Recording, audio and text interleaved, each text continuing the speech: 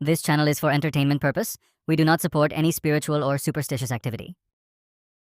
आज मैं आपको पिज़्ज़ा डिलीवरी बॉय की कहानी सुनाऊंगा. Today I will tell you the story of a pizza delivery boy. बारिश और आखिरी आर्डर रात के 11:15 हो चुके थे। लाहौर के पुराने इलाके मोहनी रोड के कोने पर वाक़े हॉट स्लाइस पिज्ज़ा की दुकान में सिर्फ एक बल्ब जल रहा था, और वो भी टमटमाता हुआ, जैसे खुद भी थका हुआ हो। जीद ने अपना जर्सी उतारा, मोटरसाइकिल की चाबी उठाई और काउंटर पर रखा आर्डर शीट उठाने लगा कि अचानक फोन बजा। हॉट स्लाइस पिज्ज़ा, क्या खदमत करूं? इसने बेदिल्ली से कहा। दूसरी तरफ से आवाज आई, बहुत आहिस्ता, बहुत सर्द, जैसे कोई खाली कमरे में बोल रहा हो। एक लार्ज पिज्जा, मशरूम और चिकन। पता है, कोचा कब्रिस्तान, मकान नंबर 7, वारिस कॉलोनी। जीद ने कलम रोक लिया। वारिस कॉलोनी। उसने अरसलान की तरफ देखा जो पीछे कुर्सी पर ओंघ रहा था। यार, वारिस कॉलोनी, वो तो बंद हो गई है ना? अरसलान ने आंख खोली। क्या आर्डर आया है? वारिस कॉलोनी से। अरसलान सीधा बैठ गया। इसके चेहरे पर हल्की सी बेचैनी आई। जीद, छोड़ उसे। वो कॉलोनी तो 3 साल से खाली पड़ी है, वहां कोई नहीं रहता। पर आर्डर आया है ना? आर्डर गलत नंबर से आया होगा। जीद ने आर्डर शीट देखी। पत्ता बिल्कुल वाज़ेह लिखा था। और पैसे? ऑनलाइन ट्रांसफर हो चुके थे। 300 रुपए। बिल्कुल सही। पैसे आ गए हैं अरसलान, मैं जाऊंगा। पागल हो गए हो? जीद ने हिंसते हुए पिज्जा बॉक्स उठाया। यार, डिलीवरी बॉय हूं मैं, डॉक्टर नहीं जो मरीज देखकर डर जाऊं। बाहर बारिश शुरू हो गई थी। वारिस कॉलोनी का रास्ता रात की बारिश में मोटरसाइकिल चलाना वैसे भी मुश्किल होता है, लेकिन जब रास्ता लंबा हो, सड़क टूटी हुई हो और आसपास एक भी रोशनी ना हो तो वो मुश्किल खौफ में बदल जाती है। जीद ने मोबाइल पर गूगल मैप्स खोला। वारिस कॉलोनी। सिग्नल कमजोर था। नक्शा लोड होते होते अचानक बंद हो गया। यार की। जीद ने गाली दबा ली और फिर याददाश्त से रास्ता सोचने लगा। वारिस कॉलोनी उसे याद थी। बचपन में वो वहां एक दोस्त के घर जाता था, लेकिन वो दोस्त भी आज याद नहीं आ रहा था। सिर्फ गलियां याद थी। तंग, पथरेली गलियां। पुराना पीपल का दरख्त आया। जीद ने पहचाना। दाएं मड़ा, फिर बाएं, फिर वो गली, कोचा कब्रिस्तान। जीद मोटरसाइकिल रोककर खड़ा हो गया। गली का मुना अंधेरे में डूबा हुआ था। दीवारें पुरानी ईंटों की थीं, जिन पर काई जम चुकी थी। एक मकान की खिड़की का शीशा टूटा हुआ था, और हुआ उसमें से गुजर कर अजीब सी आवाज कर रही थी। सो, सो। जीद ने हेडलाइट ऑन की। गली के अंदर रोशनी गई तो साए लंबे हो गए, दीवारों पर, जमीन पर, टूटे हुए दरवाजों पर। मकान नंबर 7। वो आगे बढ़ा। 1, 2, 3, 4, 5, 7। मकान नंबर 7 के दरवाजे पर एक पुरानी तख्ती लगी थी, लकड़ी की, जिस पर स्याह हरूफ में 7 लिखा था। दरवाजा बंद था, लेकिन टूटा हुआ नहीं, बल्कि ऐसे बंद जैसे कोई अंदर से बंद करके बैठा हो। जीद ने दस्तक दी। ठक ठक। खामोशी। फिर दोबारा। ठक ठक ठक। अंदर से कदमों की आवाज आई। आहिस्ता, भारी कदम, जैसे कोई बहुत बूढ़ा हो या बहुत थका हुआ हो। दरवाजा खुला। बूढ़ी औरत दरवाजे में एक बूढ़ी औरत खड़ी थी। इतनी बूढ़ी कि जीद ने अंदाजा न लगा सका। 17 साल, 80, 90। इसका चेहरा झरियों से भरा था। आंखें धुंधली और गहरी, जैसे किसी गहरे कन्वे में देख रहे हो। सफेद बाल कुंधों तक, कपड़े स्याह पुराने जमाने के। हाथ में एक मोमबत्ती थी, जलती हुई। पेजा, जीद ने आहिस्ता कहा। बाक्स आगे क्या? बूढ़ी औरत ने उसे देखा, लेकिन अजीब तरीके से, जैसे उसे देख नहीं रही, बल्कि उसके पीछे कुछ देख रही हो। आ जाओ अंदर, इसने कहा। आवाज खश्क, खड़दरी थी। जी नहीं, मैं बाहर से दे देता हूं। अंदर आओ, ठंड है। पैसे अंदर हैं। जीद ने पीछे देखा। बाहर बारिश तेज हो गई थी। गली खाली थी। मोटरसाइकिल की हेडलाइट में बारिश की बूंदें चमक रही थीं। उसने एक लम्हा सोचा, फिर अंदर कदम रख दिया। घर के अंदर मोमबत्तियों की रोशनी थी। बहुत सारी मोमबत्तियां, दीवारों पर, फर्श पर, टूटी हुई अलमारियों पर। हवा बिल्कुल नहीं थी, लेकिन मोमबत्तियों की लो कांप रही थी। बैठो, बूढ़ी औरत ने कहा। जीद ने टूटी कुर्सी पर बैठना मुनासिब न समझा। खड़ा रहा। आप यहां अकेली रहती हैं? बूढ़ी औरत ने जवाब नहीं दिया। वो पैजा बाकिस खोलने लगी, आहिस्ता आहिस्ता, हर परत को बहुत तौजा से देखते हुए। फिर उसने एक टुकड़ा उठाया और खाने लगी। जीद ने देखा, इसके हाथ कांप रहे थे। आप ठीक हैं? मैं? उसने ऊपर देखा। मैं तो बहुत उड़से से ठीक नहीं हूं बेटा। एक लम्हे की खामोशी। ये कॉलोनी तो बंद हो गई थी बूढ़ी माँ, जीद ने आहिस्ता कहा। बूढ़ी औरत ने उसे ऐसे देखा जैसे जीद ने कोई बहुत गहरी बात कही हो। हाँ, उसने कहा, बंद हो गई, सब चले गए, मैं नहीं गई। क्यों? इसने लंबी सांस ली। क्योंकि जो गए वो वापस नहीं आए। कहानी के अंदर कहानी जीद ने महसूस किया कि वो वापस जाना चाहता है, लेकिन बूढ़ी औरत की आवाज में कुछ ऐसा था कि पांव न उठे। क्या मतलब? वापस नहीं आए? बूढ़ी औरत ने मोमबत्ती उठाई और एक पुरानी कुर्सी पर बैठ गई। ये कॉलोनी पहले बहुत आबाद थी, उसने कहना शुरू किया। 30 साल पहले यहाँ 100 से ज्यादा घर थे। बच्चे खेलते थे, औरतें छतों पर कपड़े सिखाती थीं, मर्द दुकानों पर बैठते थे। जीद ने हाथ बांध लिए, सुनने लगा। फिर एक रात, अक्टूबर की रात, एक आदमी आया, अकेला, स्याह कपड़ों में। कोई नहीं जानता था कहां से आया।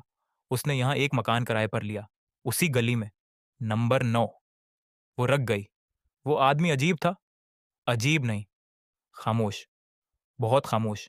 कभी किसी से बात नहीं करता था। बाजार जाता तो नजरें नीची रखता। रात को उसके घर से रोशनी नजर आती, लेकिन खिड़कियां बंद होते। फिर फिर गुमशुदगियां शुरू हुई। जीद ने एक कदम पीछे लिया। पहले एक बच्चा गम हुआ, 7 साल का। रात को घर से निकला और वापस ना आया। एक हफ्ते बाद एक जवान लड़की, फिर एक बूढ़ा, फिर एक पूरी फैमिली। रात को थे, सुबह को न थे। पुलिस पुलिस आई, तफ्तीश हुई। नंबर 9 का मकान खाली था। आदमी जा चुका था। कोई सबूत नहीं मिला, कोई लाश नहीं, कुछ नहीं। जीद का गला खश्क हो गया। और फिर सब चले गए। हाँ, बूढ़ी औरत ने कहा। डर के मारे सब गए, पर मैं नहीं गई। मेरा बेटा गुम हुआ था, मैं उसे छोड़कर कैसे जाती? इसकी आवाज लर्जी। 30 साल हो गए, वो अभी तक नहीं आया। खामोशी। फिर मकान की ऊपरी मंजिल से एक आवाज आई, ठक ठक ठक। जीद ने ऊपर देखा। वो ऊपर क्या है? बूढ़ी औरत ने ऊपर नहीं देखा। उसकी आंखें जीद पर टिकी रहीं। बेटा, उसने आहिस्ता कहा, क्या तुमने कभी किसी से कोई वादा किया है जो तुम पूरा ना कर सके? ऊपर वाला कमरा जीद ने जवाब न दिया। वो मुड़ा और दरवाजे की तरफ बढ़ा। रखो। बूढ़ी औरत की आवाज मौ, लेकिन इस बार मुख्तलिफ, नर्म नहीं, ठास। हुक्म। जैद रख गया। नहीं जानता क्यों। ऊपर जाओ, उसने कहा। देखो कौन है। मैं डिलीवरी बॉय हूं, मजा पुलिस नहीं। ऊपर जाओ, वो तुमसे मिलना चाहता है। कौन? बूढ़ी औरत ने कुछ नहीं कहा, सिर्फ ऊपर इशारा किया, मोमबत्ती से रोशन हाथ से। जीद ने लंबी सांस ली। फिर न जाने क्यों सीढ़ियां चढ़ने लगा।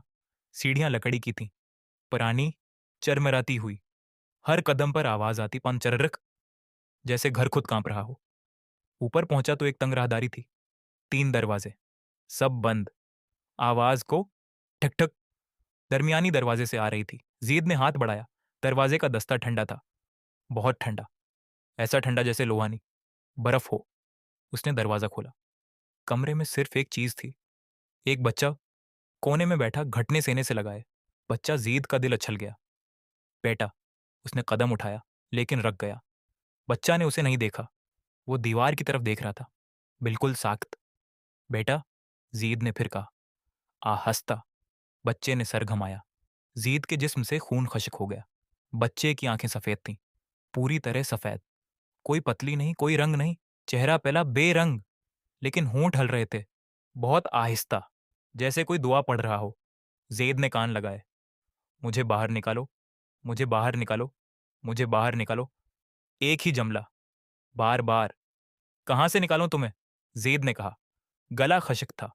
बच्चे ने फर्श की तरफ इशारा किया। जीद ने देखा, फर्श पर एक दरवाजा था, लकड़ी का, मुट्ठी में दबा हुआ। कंडी बाहर से लगी थी, तखाना। जीद घुटनों पर बैठ गया और कंडी खींची। दरवाजा उठाया, और अंदर से ठंडी, नम, बंद हुआ का झोंका आया, जिसमें कुछ और भी था। कुछ ऐसा जो जीद को याद ना रहा, लेकिन जो उसके रोंगटे खड़े कर गया। नीचे सीढ़ियां थीं, और सीढ़ियों के नीचे रोशनी। तहखाने की सच्चाई जीद उतर गया। सीढ़ियां तंग थीं। एक वक्त में एक आदमी उतर सकता था। दीवार पर हाथ रखकर उतरा। दीवार नम थी, ठंडी। नीचे पहुंचा तो आंखें फैल गईं। तहखाना बड़ा था, सोच से कहीं ज्यादा बड़ा। और रोशनी कहां से आ रही थी? दीवारों में बहुत छोटे छोटे सुराख थे जिनमें मोमबत्तियां धंसी हुई थी। लेकिन वो सब नहीं था। दीवारों पर तस्वीरें थीं, बच्चों की तस्वीरें, हाथ से खींची हुई, चारकोल से, मिट्टी से और शायद कुछ और से भी। हर तस्वीर के नीचे एक नाम लिखा था, एक तारीख। जीद ने पढ़ा, अहमद, उम्र 7 साल, 1992। फातिमा, उम्र 10 साल, 1993। रिजा, उम्र 12 साल, 1994। 30 से ज्यादा नाम। और आखिरी नाम के नीचे कोई तारीख नहीं थी, सिर्फ लिखा था, अगला।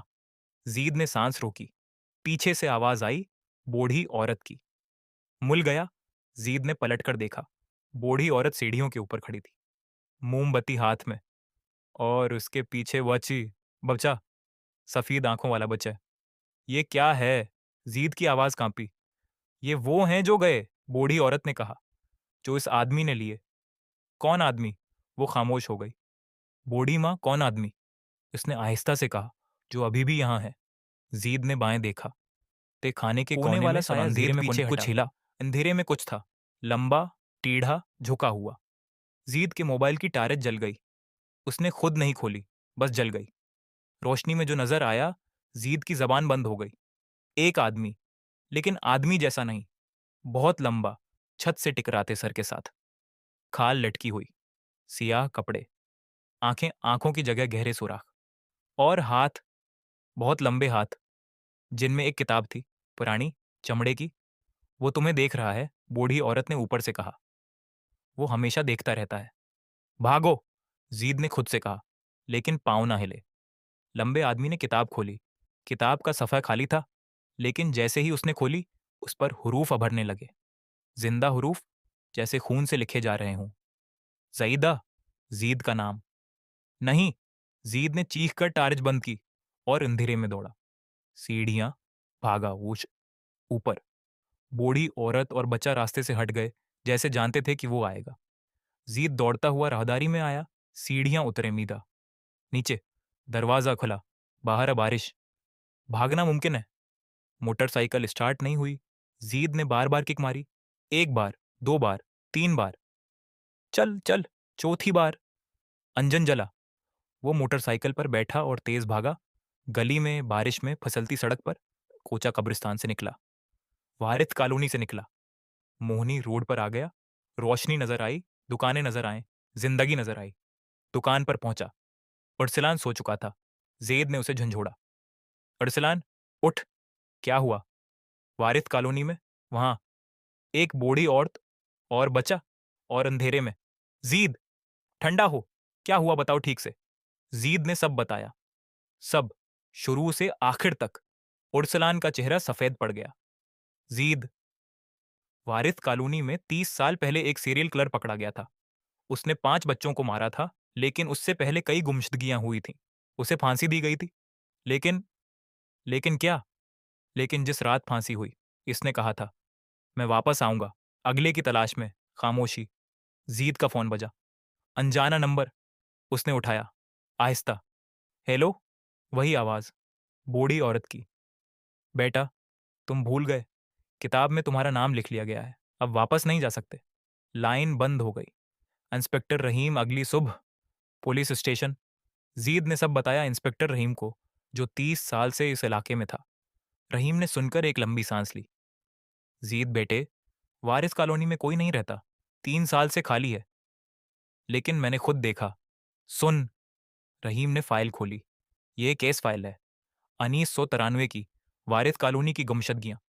मुलजम का नाम करीमुद्दीन, उम्र 50 साल। उसे 1996 में फांसी हुई। उसने एक तस्वीर निकाली।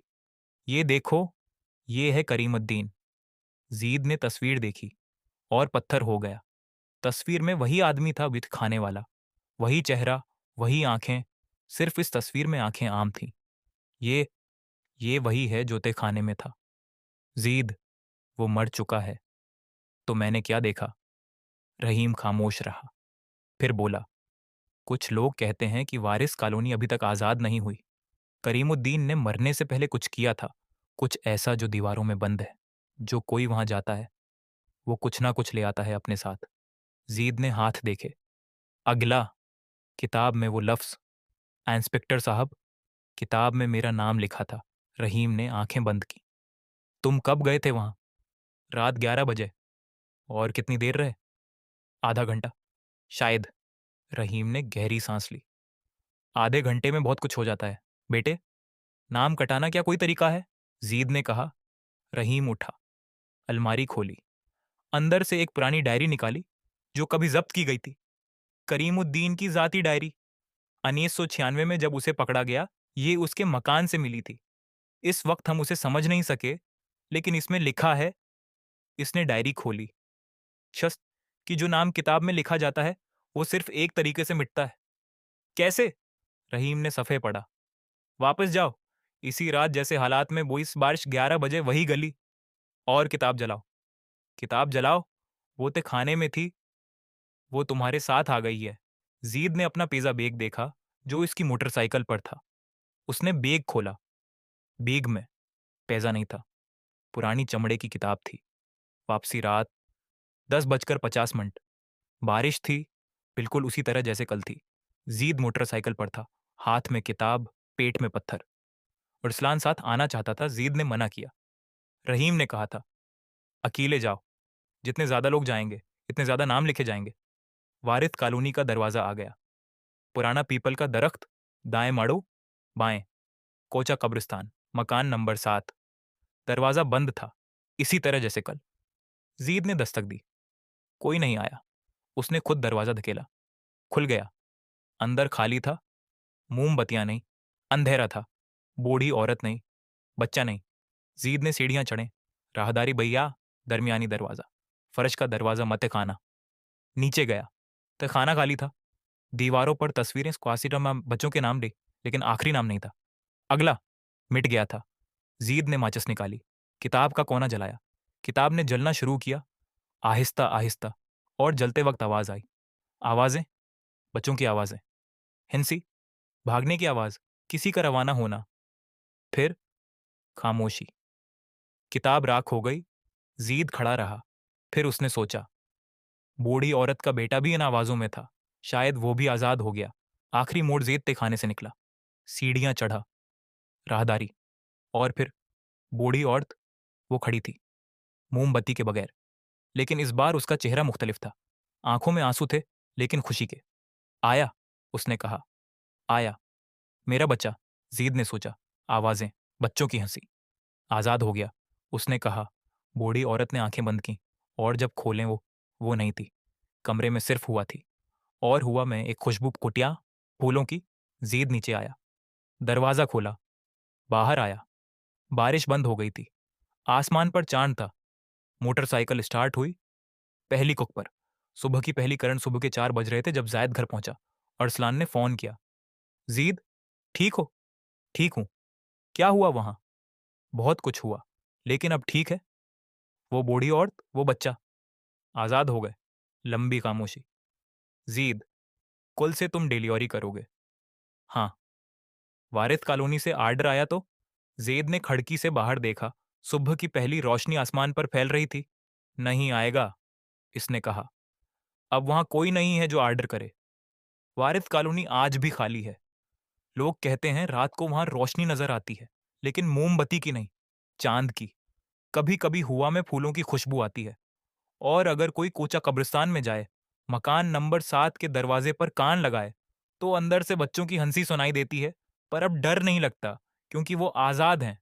हर खौफ के पीछे एक सच्चाई होती है, और हर सच्चाई के पीछे एक आजादी। Thanks for watching.